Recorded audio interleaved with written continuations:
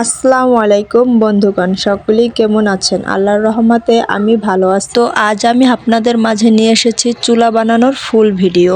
এখানে 2-3 দিন আগে নরম মাটি দিয়ে রাখা হয়েছিল। তারপর 2-3 দিন পরে নরম মাটিটা যখন শক্ত হয়ে গিয়েছে, তখন এই মাটিটাকে ভালোভাবে গুঁতিয়া গাঁথাইয়া নিলাম। এতে করে চুলা খুব মজবুত এবং শক্ত হবে। আগুনের তাপ পেলেও চুলাটা ফেটে যাবে না। আর এদিকে দেখতে পাচ্ছেন আমার ছোট ছেলে চুলা বানানো দেখতাছে। এবার চুলাটাকে ভালোভাবে ভিতরে এবং বাইরে গোল করে কাটিং করে নিবে। যত সুন্দর করে কাটিং করে নিব তত সুন্দরভাবে চুলার উপরে পাত্রটি বসবে। মেয়েদের আসলে এসব কাজগুলো শিখে রাখতে হয়, কারণ কখন কোন কাজ করতে হয় এটা আল্লাহ ভালো জানে। কে কখন কোন অবস্থায় থাকে তাও আল্লাহ তাআলাই ভালো জানেন। বিশেষ করে গ্রামের মেয়েদের তো শিখে রাখতেই হবে। কেউ না কেউ বলেই বসতে পারে যে গ্রামে থাকো তা চুলা বানাতে পারো না। আর এসব ছাড়াও কিছু মানুষ শখের বসেও শিখে রাখেন কাজ শিখে রাখা ভালো, একদিন না একদিন কাজে লাগতেও পারে।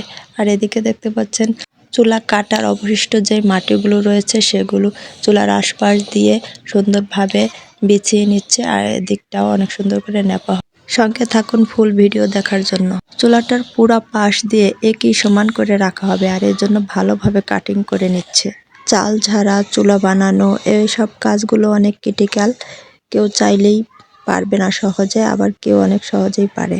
এখন চুলাটার মাপ নেওয়ার পালা। বলেন তো চুলাটা মাপ দিচ্ছে কেন?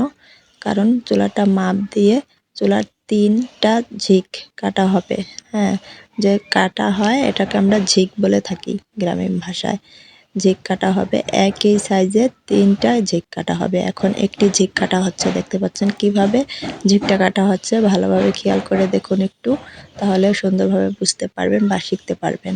এই ঝিককে কেউ আবার জিলও বলে থাকেন। এটা কেউ চাইলে 2টা মানে 2 সাইডে 2টাও কাটতে পারেন, কেউ বা আবার 3টাও কাটতে পারবেন। এটা যা যার পছন্দ বা ইচ্ছা মতন কাটতে পারবেন। 3টা যারা কাটবেন তারা সমানভাবে মাপ দিয়ে নেবেন 3 সাইডে। আর যারা 2টা জিল কাটবেন তারাও আইডিয়া করে 2টি মাপ নিয়ে নেবেন যার যার ইচ্ছা মতো। আর ওদিকে দেখতে পাচ্ছেন আমার ছোট ছেলেটা শুধু দেখতেছে আমার সাথে চুলা বানানো, কিভাবে চুলাটা বানানো হচ্ছে। এখন যেই চুলাটা বানানো হচ্ছে এই চুলাটা হচ্ছে আমার বাবার বাড়িতে বানানো হচ্ছে, আর এই চুলাটা বানাচ্ছে আমার মামি। আমার মা হচ্ছে নতুন, সেও হচ্ছে চুলা বানাতে পারে না। সে হলো ঢাকার মেয়ে, এজন্য চুলা বানাতে পারে না। আর তাই আমার মামিকে আনা হয়েছে চুলা বানানোর জন্য। তাই আমার মামি মাকে চুলা বানিয়ে দিচ্ছে, আর এর জন্য আমি আপনাদেরকে ভিডিও করে দেখালাম চুলা বানানোটা। মামি বলছিল যে তুমি এগুলা ভিডিও করে কি করবা? আমি বললাম যে আমি এগুলা ভিডিও করে আমার বন্ধু এবং বান্ধবীদের দেখাবো, যাতে তারা সুন্দরভাবে আপনার কাছ থেকে সহজেই চুলা বানানোটা শিখতে পারে। এখন মামি আবার বলল, কেন রে, তোর বন্ধু বা বান্ধবী কি আমাকে চুলা বানানোর জন্য নিবে তাদের বাড়িতে? আমি বললাম হ্যাঁ, তুমি যদি তাদের বাড়িতে যে চুলা বানাতে পারো তাহলে তোমাকে নিবে তাদের বাড়িতে চুলা বানানোর জন্য।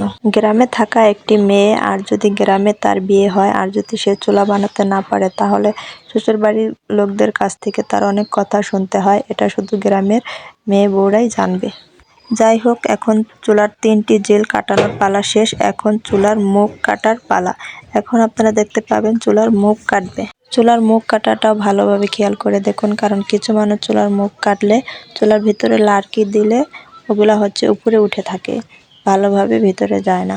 চুলায় সুন্দর করে আগুনও জ্বলে না, বারবার নিভে যায় চুলার আগুন। সুন্দরভাবে চুলা বানাতে না পারলে এরকমটা হয়ে থাকে। আর এই যে দেখতে পাচ্ছেন আমার ছেলে, ও তো এখানে ফুকি ফুকি খেলছে বারবার। আমি বলতেছি যে তুমি এখান থেকে যাও, আমি আসতেছি।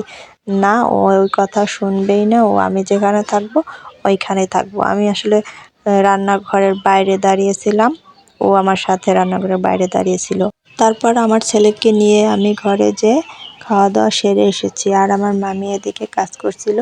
তারপর আবার আমি আসলাম তার ভিডিও করার জন্য। এদিকে প্রায় মুখটা কাটা শেষের দিকে, মুখের যে মাটি ওগুলা সব উঠিয়ে নিচ্ছে। চুলার ভিতরে যে মাটিগুলা পড়ছিল ওগুলা সব উঠিয়ে নিচ্ছে, যাতে চুলার ভিতরে গর্তটা খুব সুন্দর হয়।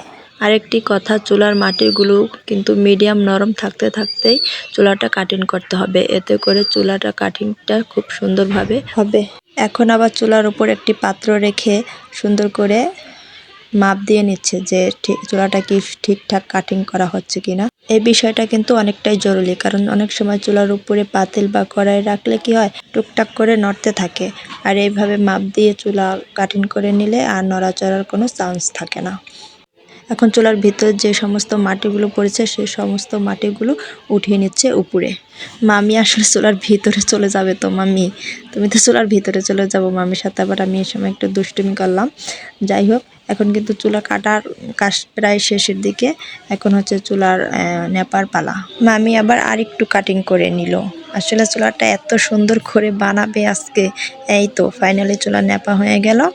এই যে সুন্দরভাবে নেপা হয়ে গেছে, দেখতে পাচ্ছেন চুলাটা এখন কত সুন্দর দেখা যাচ্ছে। আর চুলার নেপার বিষয়টা তো সবাই জানেন। চুলা নেপার সময় মাটি আর কুড়া দিয়ে নেপতে পারেন, আবার কেউ আবার মাটির সাথে অন্য কিছু মিলিয়েই নেপতে পারে। এখন দেখা যাচ্ছে চুলাটার ফুল সৌন্দর্য।